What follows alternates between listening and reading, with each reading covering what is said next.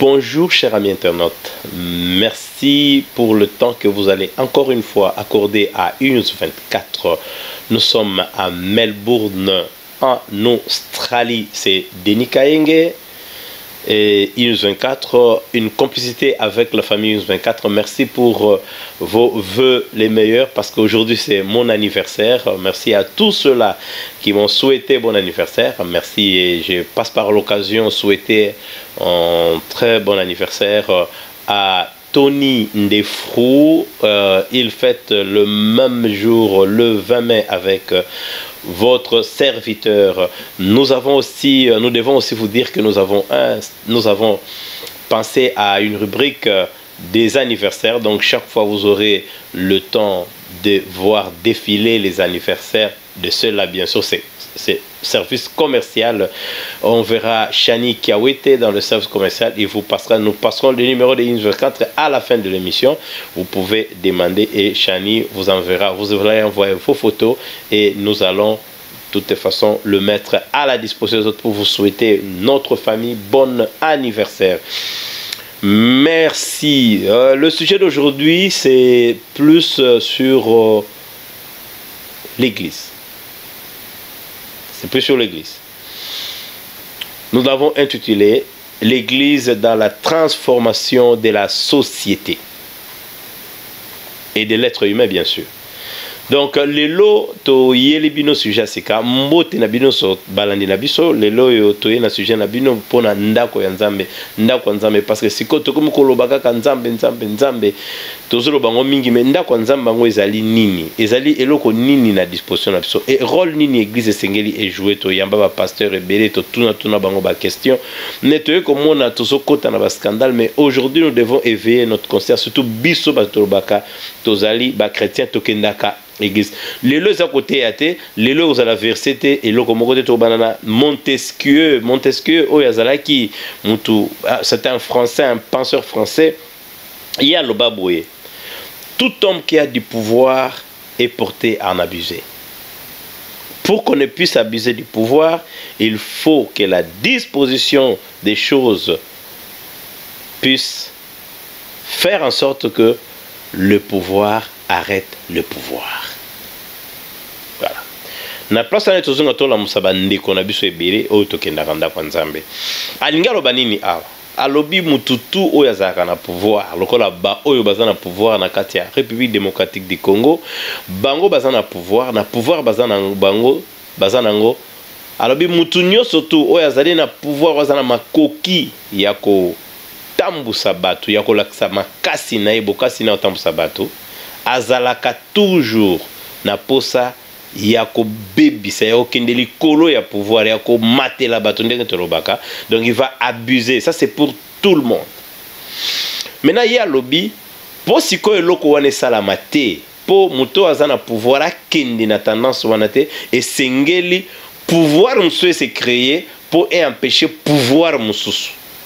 So za na pouvoir te okopekisa pouvoir mususu et bebisa to e nyokola to e monela batu te na kasi place wana eloko wana batu ba comprendre to monaka église kala lelo pouvoir eza na maboko ya batu moko boyi to soi-disant to pesa bango pouvoir ba Joseph Kabila Kabange ba Félix Tshisekedi Tshilombo ba Sami Badibanga ba Bruno Tshibala ba Matata Ponyo ba Boshab ba Tambo Mwamba ba Mabunda batu wana biso to pesi bango pouvoir toujours batu moko boye biso to alem susu to kokende ba 82 millions mais biso to pouvoir to pesa batu wana. Donc to zui makasi na biso to pesi pa na bango. Donc to komi kotala bango mais Montesquieu lobi soko pesi mutu pouvoir wana suka ye posa ne kokoma abebisa wana balobi pona mutu nyonso. Mais siko ba bebisa kate pona nini? Obi ba bebisa kape pona nini? Eloko ni ko sala biso po ba bebisa te balobi fo luka pouvoir mususu po empêcher pouvoir wana e bebisa to e monela to e sala mabe. Alors lelo nazolo bana bato balandaka biso lelo Et c'est très important ce que je dis aujourd'hui.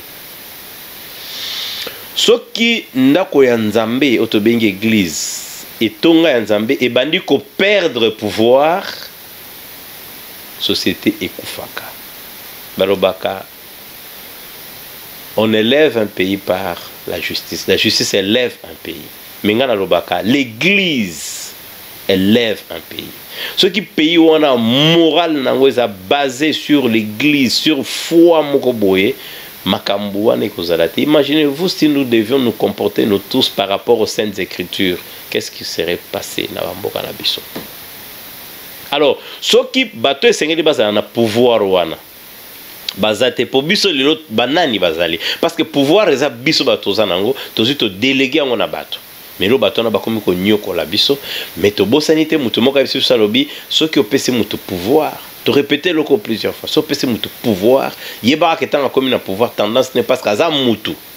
Tendance na yozala a bebisa. Alors lelo to ko so ba point miné nde tokotala ndenge ni ecclésia esengeli etambola ndenge biso esengeli totambola na ecclésia po eboso ezali l'indispensable apport de l'église dans la société. Deux, et vous allez l'église doit interroger la société de son temps. Voilà point 2 plutôt. Point 3, pour une perception positive de la liberté ou de la démocratie, et puis la distinction entre légalité et légitimité, et puis une société qui limite. Alors, ce premier point, de l'indispensable apport de l'église dans la société. Et ça, kolobake, motuya, tina, malamu, bolenge, bozali, motuya ya ndako ya nzambe, tina na yango na kati, ecclesia tina na yango na kati ya société obsoto ovanda. Biso foto yebake, ndako nzambe ya malamu. Ezali oyo ezali kote ya batu malamu. Ceux qui prêchent le bien, c'est-à-dire eza etonga oyo kota na parce que l'église s'attend pouvoir. C'est quoi y apporter à la société le bien-être. C'est-à-dire ceux qui osali mwana nzambe ozana ba norme moko yo landaka lelo to ba plus sur les chrétiens, to sana ba norme to landaka wana ezaka na kati ya Bible. Alors ba norme wana ndengo epesaka nde yaza église ça ko salisa justement société pour etambola bien. Yetanga zote azo sabatalobi boyi batin to baleo les 10 commandements ce qu'on appliquer les 10 commandements au komina kati ya société mutu malamu tout comme ce qui existe te yo mabe okoko koma pe mutu mabe parce que ça peut corrompre facilement. Alors balobi tina wana ezalaka na mutu ya makasi. Dans un pays l'église dominante a le pouvoir, mais son apport dans la société c'est justement éduquer aussi la société. Donc et ça les saka société pour ezala éduquer pour société ezala et ezwa lolenge moko ya kozala nde yango ko permettre sikoyo mboka etongama par rapport na yango. Alors eza indispensable kozala na eloko moko ya moral. Mais ce que problème wana port wana nde bemi biso parce que tina wana na kati ya société tina ndaka nzambe na kati ya société tina ya muto ki ne tonga na kati ya société zali justement pour akoma muto oyo aza ko vivre selon le principe selon ba biloko moko boy. Est-ce que lelo ba principe wana ezaka respecté? Est-ce que lelo église ezo jouer rôle wana neto oloba? Est-ce que lelo to ko église est indispensable dans la société pour le to comme komona Bo bazali na liboso ba konzi ya ecclesia. Bo bazana ba église na bango liboso na biso, bango wana nyonso rôle na bango o bazako jouer lelo. Est-ce que zali rôle ezotinda bango ba koma na tina na kati ya société? Est-ce que muto azana pouvoir, azo sentir bango?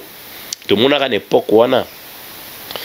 Malula na Mobutu église catholique ezaki lutte. L'église catholique salaka tout est dominé société mais Mobutu salaki par tous les moyens parce que yepé faut abuser faut baby ça ça par tous les moyens côté guerre na kati église c'est-à-dire bani ko bundisa ecclesia ndé on to komaka impère komaki lokola ndako nzambe ndi place société etengamaki. Donc apport wana est-ce que ezali tilelo est-ce que lelo église na pouvoir wana oyo moto azana pouvoir akoyo ko mona ke pouvoir nezoya et yango même biso ce qu'on a nani ya mibale pour église ça na poa wana esengeli église tuna mituna na société. L'église doit interroger la société. Ndako ya nzambe place to sambela. Il faut tout na ba société pour que une société on se développer de to que l'église élève une nation. Et qu'on élève une nation, mais ça élève parce que tu as les foi chrétienne. Ce qu'on l'a dit, foi chrétienne bien, aux dit commandement, aux misala nango, au tiango na musala, on remarque société ko tambola kitoko. Na kamo kalo tu même pas dans pays auto bengaka des pays chrétiens, tu éviter ce que kozala, mais toute part de la Bible en fait. La société, l'église doit interroger la société. L'église devrait plutôt interroger la société. Il faut tout dans la société. Est-ce que bino batu boyi na kati nzambe boliaki question le boso kutu batu na rabiso nani amemi biblia naye batu batombole. Mais faut église tout na suba mitune belé. Ezali est-ce que bolie est-ce que bolati to dans la société ba question à C to bandi ko mata. Est-ce que bozo mona bozali bozo bolingi mboka na bino bolingi yango pona nini? Est-ce que mboka na bino bato baza ko kamba bino bozo ko sepela na bango? Est-ce que ndenge boza ko mona ndenge tozo marché économie ba école ba éducation ba sécurité ba infrastructure est-ce que ça adapté na posa na bino na bosenga na bino? Est-ce que bazali ko considérer bino ko la bato tant que c'est ko tout na ba question wana ndeko yo ko sala différence entre l'égalité na légitimité. Toko kota totala pona bandeko nyonso bayeba légalité na légitimité wana ezali ko loba nini. Okomona tango toko luka ba légalité okomona bakoyebisa bino ke na motuya oyo ya bato ezali lolenge moko boye ndenge moko boye ya kosalela makambo wana eza tokoti na kati ya bamibeko nde tobengi légalité. Est-ce que za kolanda mibeko? Est-ce que biloko biso tosala est-ce que ezali kolanda mibeko? Wana tokoti na ba secteur légal. Est-ce que makambo oyo bato oyo balobi na biso est-ce que bato bazo diriger mboka na biso est-ce que bazo landa mibeko à partir ya mituna oyo église etuni société etuni biso?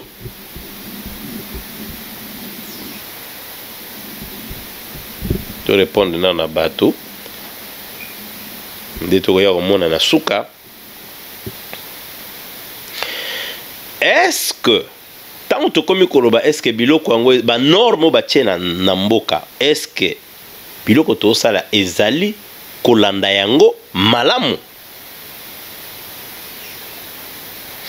Si koto to komi la légitimité est-ce que makambo yango ndenge zo salema eza kolanda logique moko boye eza kolanda lolenge moko boye oyo to ko tiango ndenge moko na loi oyo ko zala conforme avec la loi na tango wana nde toya komona na suka nde église ko sangisa maloko na surtout nde ko loba wi biso to zui boye to mimi yango sikoyo pa ya mokonzi to mimi na muto ba pesa ki pouvoir. C'est là où c'est très important. Parce que les lois, le rôle de l'église, parce que quelque part, tout cela, on n'a pas ça, Willy. Mais est-ce que l'église, il y a les lots? Est-ce qu'ils ont participé à la transformation de la société? Parce que tout comme la société, c'est dégringolé. Par exemple, la République démocratique du Congo. Sur l'autre, est-ce que l'église a joué un rôle là? Ce qui est l'autre tiki bakuluna, par exemple sur dépravation de mœurs, la prostitution, makambo, ébélé, assassinat, corruption, tout ça c'est le fruit associé, fruit au bateau, mimeli dans la société, est-ce que l'église a eu son pouvoir? Est-ce que l'église a pesi pouvoir? Est-ce que l'église a un pouvoir? Il y a quoi yebisa bateau makambo solo. Or, il y a un rôle l'église, en principe.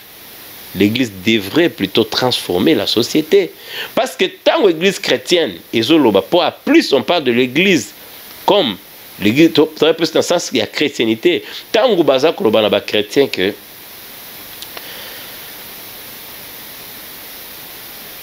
kosala boye ezali mabe 10 commandements ko kende boyete ko yibate ko bomate babiloko na tout bakomi belé baza côté ya société eloko moko boye euti na kati ya Biblia.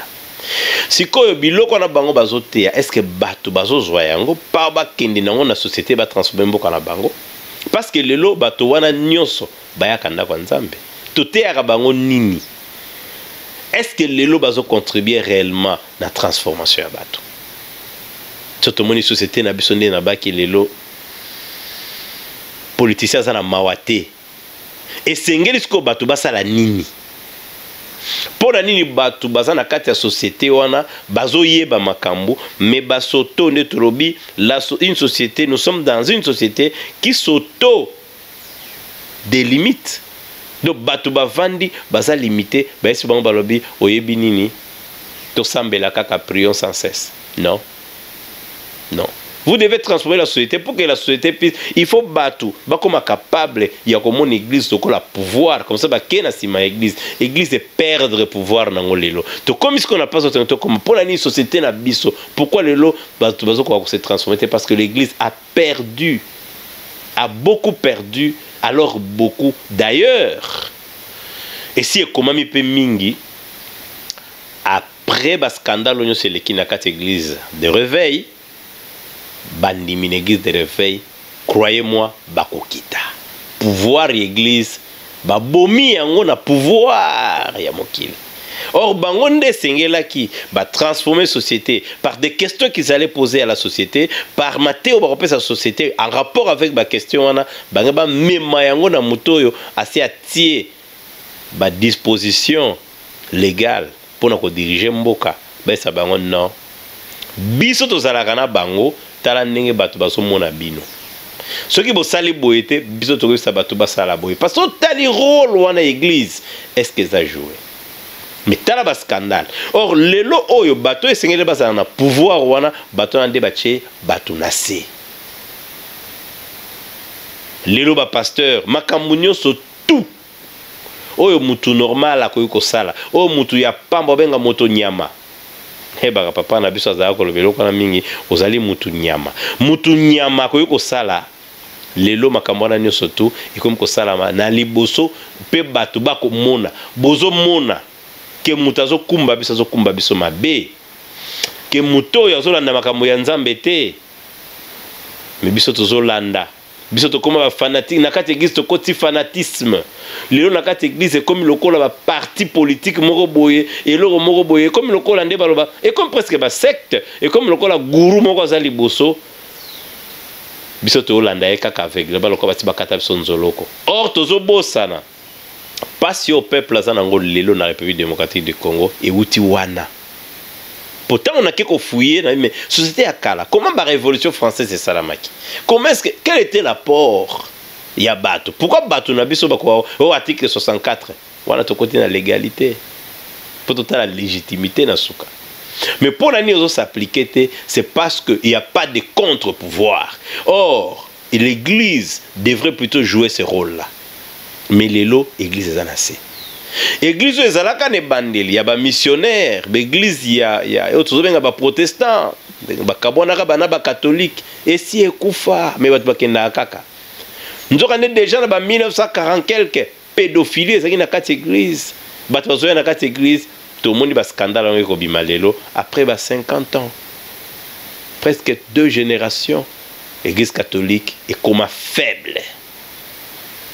Nani akoyoka ngo lisusu parce que bakoyoka yote poni bakoyoka yote wa abusaki bano bapesa kyoto ken église à réveil et bandaka na adina bala et bandi ko kita to côté ba génération ba sonika futa évidemment en passant par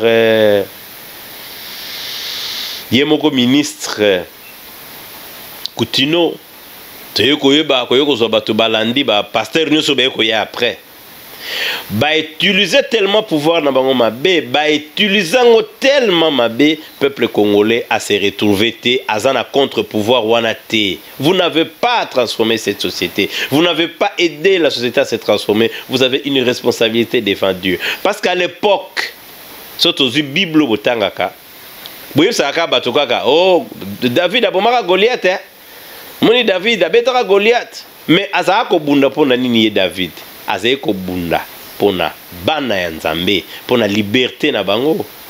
Mais vous n'avez pas fait ça. Le lo oyo to biloko se salama na Congo famille Kabila, famille Tshisekedi, famille Chibala, famille Boshaba, famille la nyonso est dominé pays wana oyo ko nyoko lobato quelque part vous avez la responsabilité de ces gens entre vos mains pour bino boteki église na pouvoir lelo avant bote que église na pouvoir boyi bobandaki wapi bobanda noko boma moral ya mondimi bobandi kolinga bana ba pesi bino na école de dimanche botalanga oui ba pasteur majorité oui bokomi ko lula bana na kati église ne tonga ya nzambe bobandi ko bebisa bana wana batini bino nzambe bo encadrer bango bo utiliser pouvoir wana sur bango lokola bato batala bino aveuglement babenga bino ba papa ba daddy to yebite ce que uta wapi.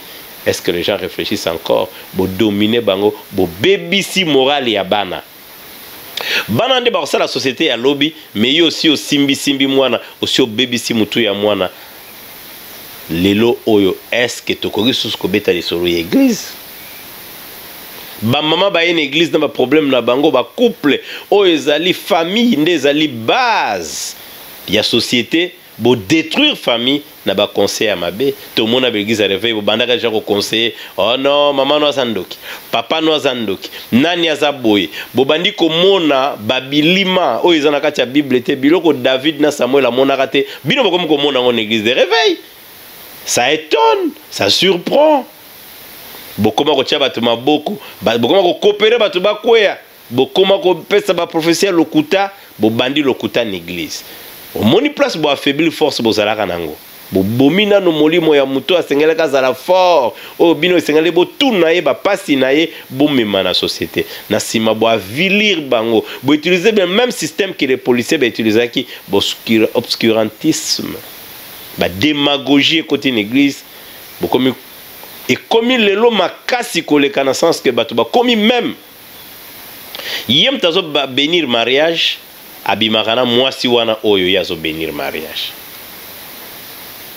lelo to koma komona o parrain marin ba koma kobima biloko mibale et pe affaiblir force bato ba koyo kozala na mon église ezali mbongo bozui na mwasi bible lobi makambo yo mwasi kaka na mbongo boko eloko moke wana bokoki ko maîtriser ngo te bino be bokomi na relation diabolique na mbongo ndenge ba politicien baza nango bokomi kolinga bozwi ezala bino eza pasteur ne fois la ta kitoko eza pasteur ne fois lia bien eza pasteur ne fois vana na tonga kitoko comme mafuta ako défendre diloba nzambe ndeni vous avez failli soko sala ka yango o faillir au bomi peuple congolais.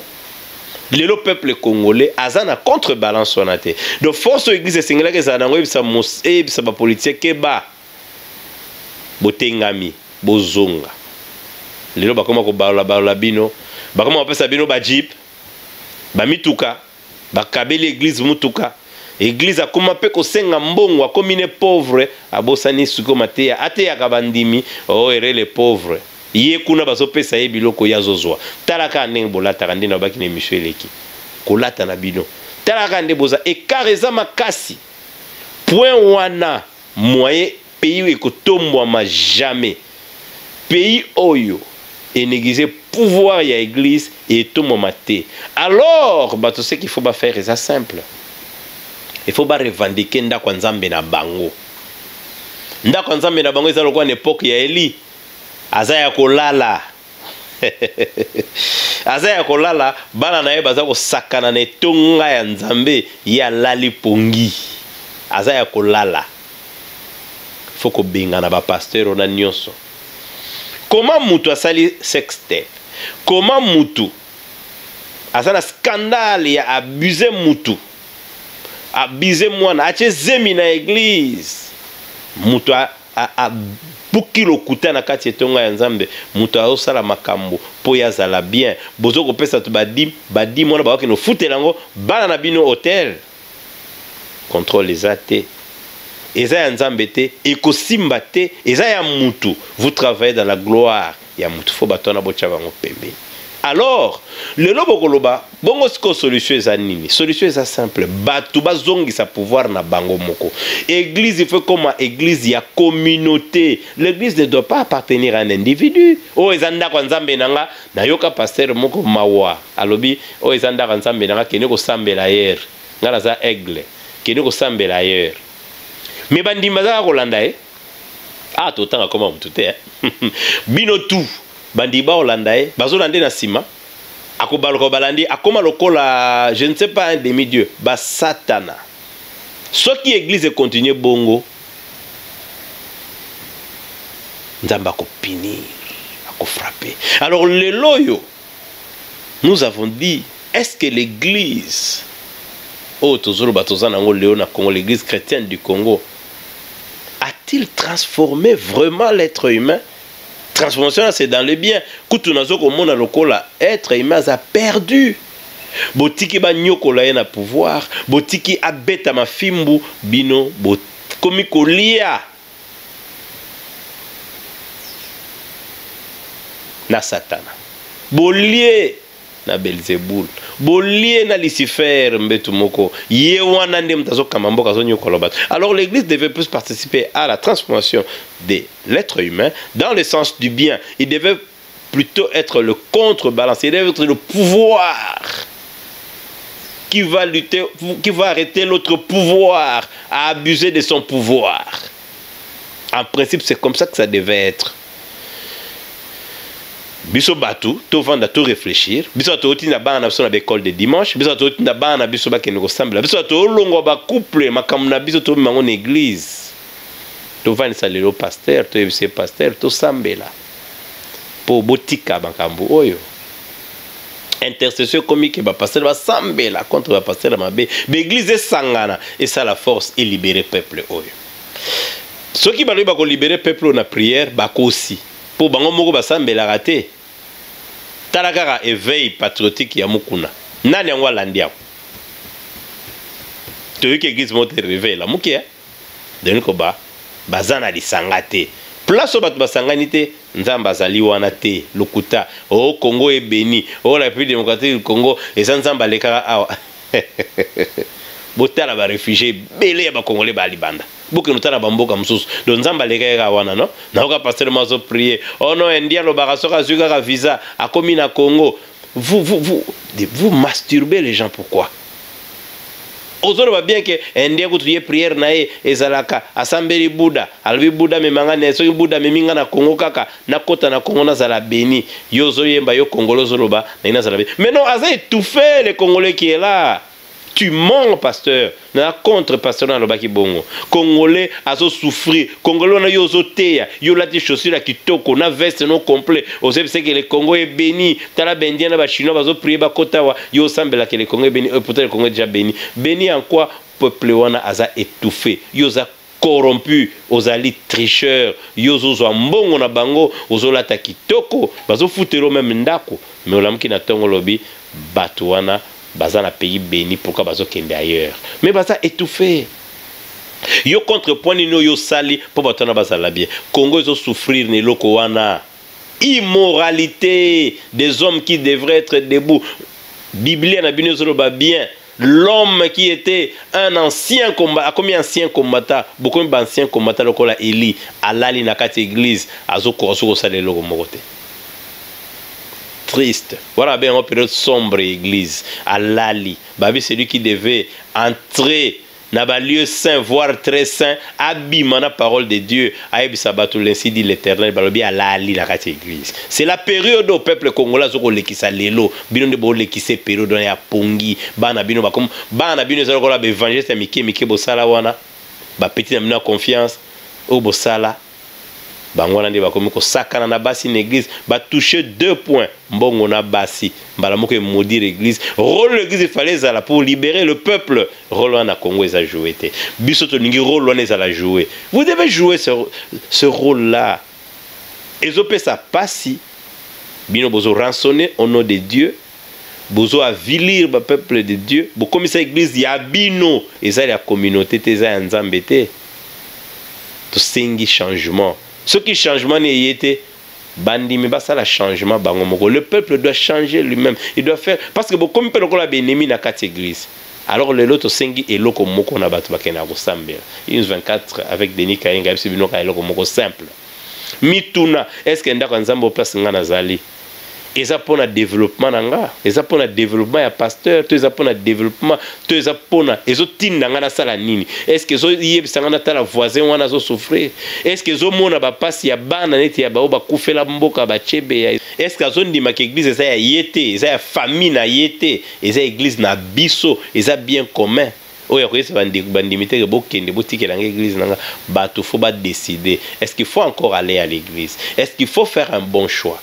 Tolobi ya mabe baza e belende ya bien pe baza soko moni pasteur lobi bake basali misapi lobi na kuna manzaka bakati suki boye bala ala ta vesto mabe abaloka boacha parfum mabe soulier zaka ke nyoloka banda kotuna ba question na za place à bien landa makambo ya zokotea est-ce que azaka wana ka ke seigneur babiloka bat balala kana siba baloka lebele batombwami mama papa okola na mabelo baloki ndengo lingi soko lamuki okutaka même situation.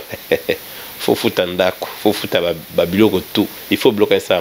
Nous devons vous donner l'argent. Topé ça dîme, topé ça, bah offrande. Et ça bien.